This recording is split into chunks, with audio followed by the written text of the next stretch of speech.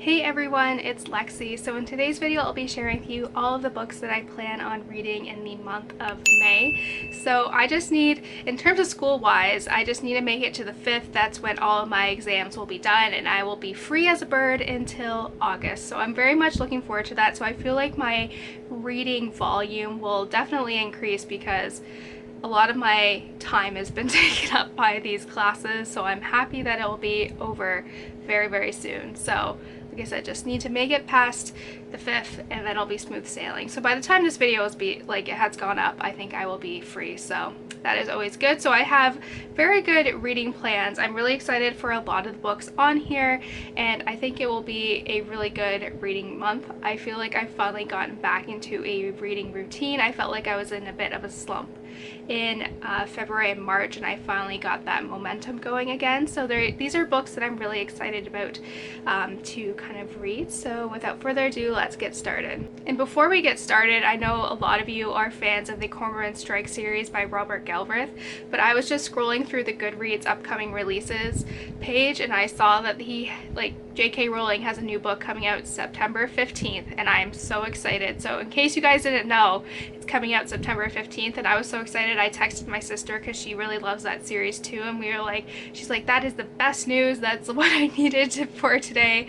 So just so you guys are aware, that comes out September 15th and I've already pre-ordered because I was so excited. So just a little FYI, but yeah.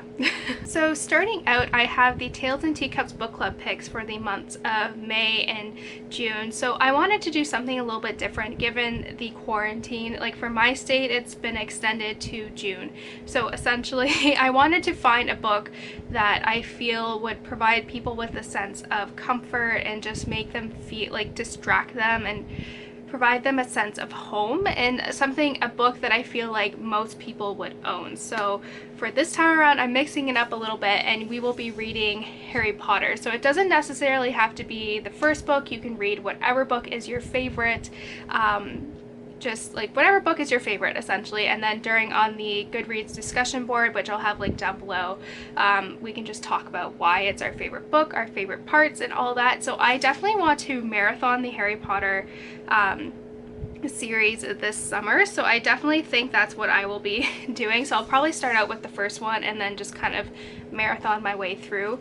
But I'm really excited about this. There's something about Harry Potter that just makes you feel so happy and warm inside, and I felt like for this book club I wanted to kind of give you guys that opportunity to kind of feel that as well, and you don't have to worry about going out and buying a book.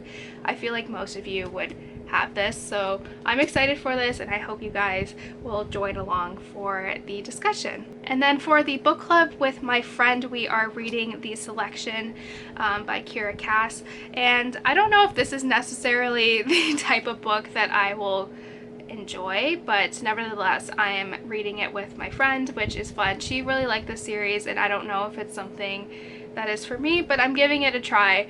So we'll be reading that one together. I don't really have much to say about it because I don't really know what to think. And then this is a book that me and my aunt will be reading.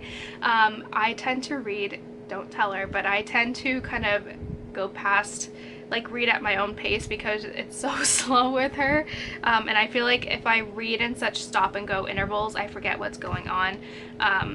So don't tell her that. So but we are going to be picking up Us Against You by Frederick Backman, and this is the sequel to Beartown, and she read Beartown the end of 2019. I read it early January when I was really sick.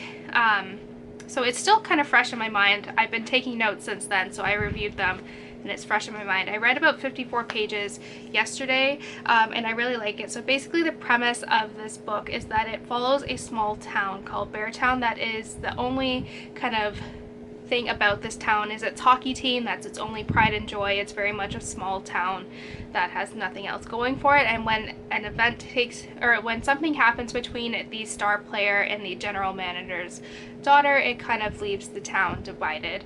And so this book kind of deals with the aftermath of everything that happens, and I feel like this synopsis does this book justice in terms of defining what's going on. So it says a lyrical look at how a community heals, how families recover, and how individuals grow.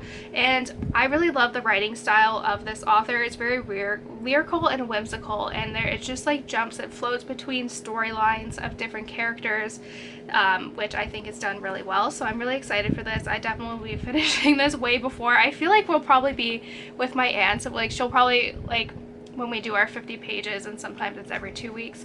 I think this will last us through the whole summer, so we'll see. But as of right now, I'm just reading at my own pace, but don't tell her. So this is another book that has been on my TBR for a while that I've just kind of held off, especially with school. I feel like I don't have the brain power right now to really focus in on a book like this. And the reviews have been kind of mixed. Either people really love it and people are just really left confused. So I'm very interested to see where I play out in this. And it is the Starless Sea by Erin Morgenstern. And I don't really know anything about this. I know it's about something with a book and a key and a bee. And that's why I want to kind of go into it. I really loved the Night Circus, so I'm curious to see how I feel about this. The cover is just stunning, so if anything it will just look really nice on my shelf, but I'm hoping that I will like it. I feel like this one I don't really want to know too much about the plot going into it. I just kind of want to experience it and see what I think, so we'll see. I think this one will be a little bit challenging. It'll be like my post-school in terms of brain power, so we'll see how it goes. And lastly, these are 2 historical fiction books. I've read the series kind of out of order. I read the first book and the third book, and so I have picked up the second one and the fourth one. So that is my plans for kind of later in the month, is just kind of be caught up on the series. So the second book in the series is Saving Sophie, and the fourth book is The Trust, and this follows 2 people who kind of investigate war crimes that usually take place during World War II. And so one person is a lawyer and the other one is a detective stuff. So they are approached by people who've either lost someone during the war and they're trying to find them, or have seen someone who they think is someone who's a Nazi who's assumed another identity, and it kind of goes off from there. I really have enjoyed the first book, Once We Were Brothers, and the third book, Carolina's Twins, so I'm really excited for this. I really love the kind of mystery aspect with the storylines. You get like the present day storylines, and then you get the flashbacks to like the past that are leading up to the mystery. So I'm excited for this. Like I said, I've been back on a historical fiction kick now ever since I read Lost Roses, so I'm hoping this will kind of fill that void right now, but nevertheless I'm really excited to kind of marathon and be kind of caught up with the series. So that's it, guys. Thank you guys so much for watching. I hope you guys enjoyed this video. Don't forget to give this video a thumbs up and let me know what books you'll be reading this month and all of that fun stuff. So yeah, thank you guys so much for watching. Don't forget to give this video a thumbs up, and I will see you guys next time. Bye, guys.